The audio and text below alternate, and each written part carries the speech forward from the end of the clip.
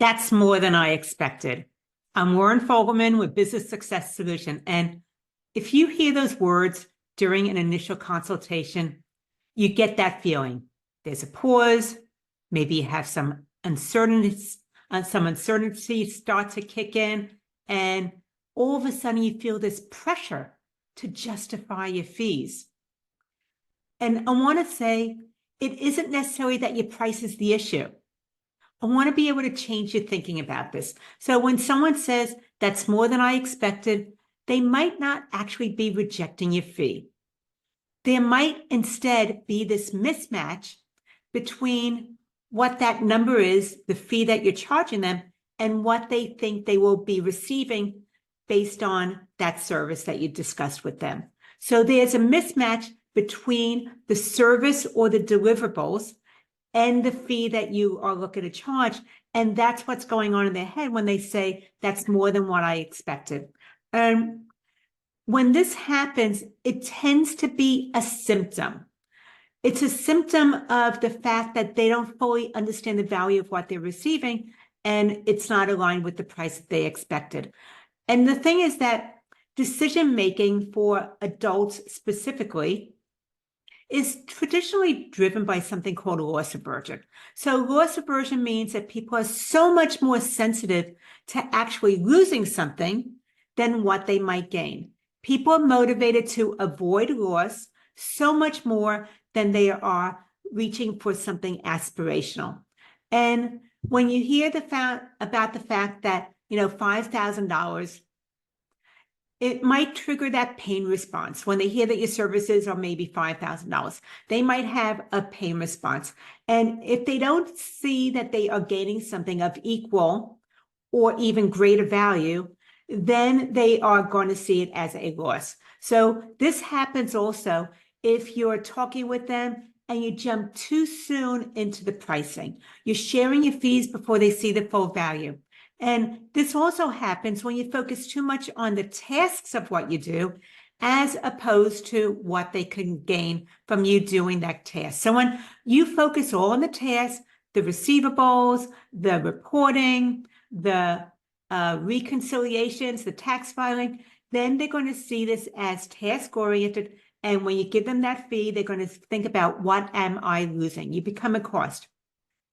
But we want to be able to shift that decision in their mind to what they could gain.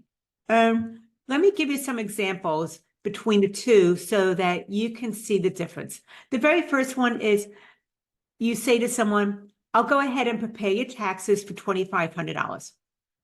I'll do your monthly bookkeeping for $800 a month. I'll manage your payroll, and the fee will be $150 per cycle. So you'd see how it's on tasks, it's on tax returns, it's on bookkeeping, it's on payroll. And that makes it very, very transactional. And when it's transactional, there seems to be more loss aversion as well as resistance to your fee. Now here's same thing you're going to be doing. We are just changing the frame of how we are delivering what we're doing for them. So I'm going to help you keep 15 to 20% more of your profits by making sure nothing slips through the cracks at tax time. So once again, I'm going to help you keep 15 to 20% more of your profits by making sure that nothing slips through the cracks during tax time. So that's one. Or you're going to go ahead and get real-time clarity so you can make confident decisions instead of wondering if you can afford to take that next step. That's the bookkeeping one.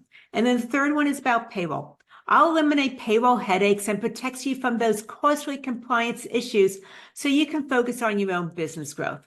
So once again, same service, same amount of time, same fee, but we just changed how we are talking about it.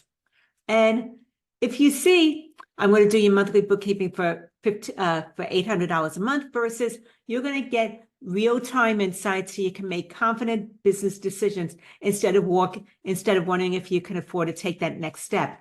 Same thing, we're just changing the words around it. So sometimes you might be doing all this and you still have someone that is going to be asking, how much do you charge? What's the price? They want to know that right away.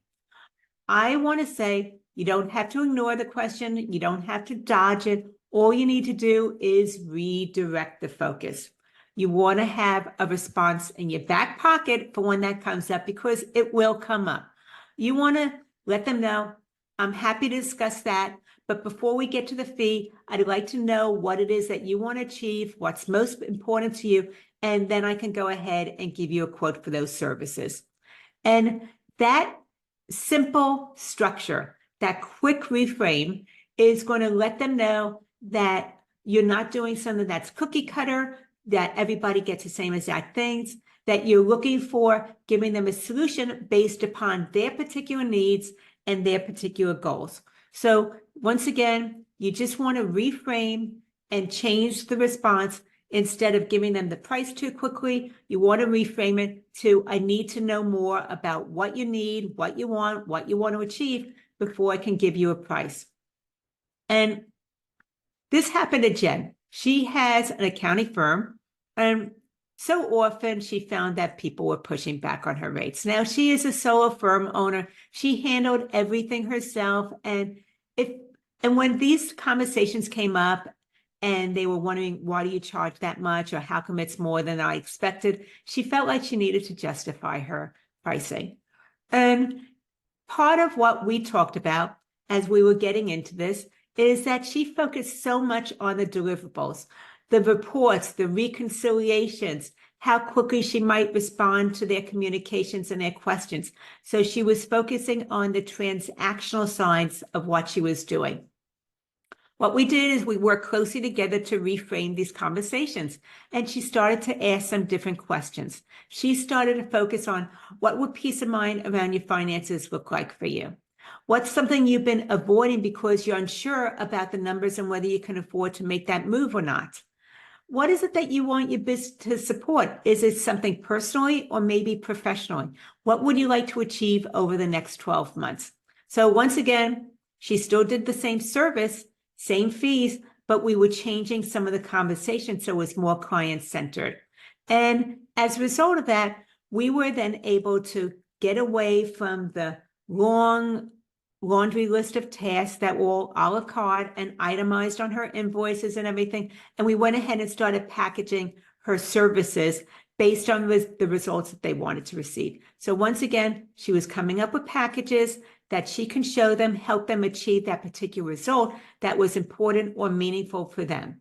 And by the time that she shared her pricing, instead of them saying that's more than what I expected, they were saying that sounds like exactly what I need. So we didn't change the work that she does. We changed how we went ahead and talked about it, and then we packaged things together into bundles that were appropriate for that particular client's needs. And I just want to say, if your consultations feel like a negotiation, you feel like you need to justify your fees, then let's go ahead and change your approach. Start by looking at what it is you're talking about during those initial consults. And we want you to start asking more outcome-oriented questions that matter to the client that you're speaking with or the potential client that you're speaking with. Focus on what they want, what's important to them.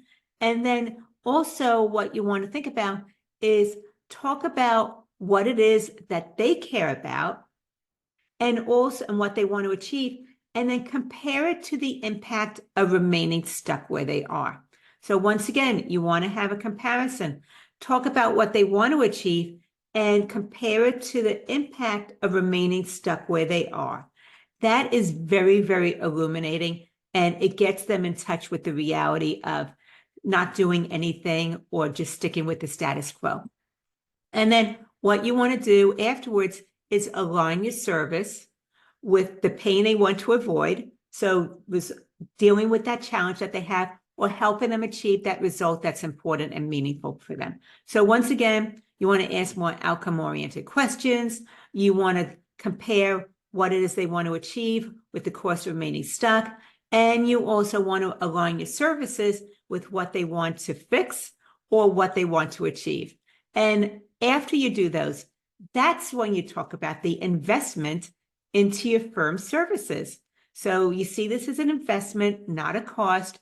It's more aspirational when we talk about investment as opposed to cost.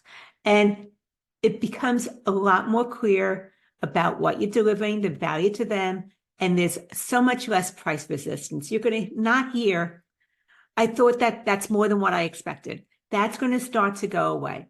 So if you're ready to stop undercharging for your services, justifying your fees, you want to be able to get really good at having those conversations that focus on what the client cares about, as opposed to the work that you're doing to take care of their need, then let's talk. You can reach me at businesssuccesssolution.com/let's talk to be able to get started and have that further conversation where we can look at your consultation process, identify where you need to make some shifts, and to be able to build the value as well as reduce the objections, because you do not need to keep defending your fees.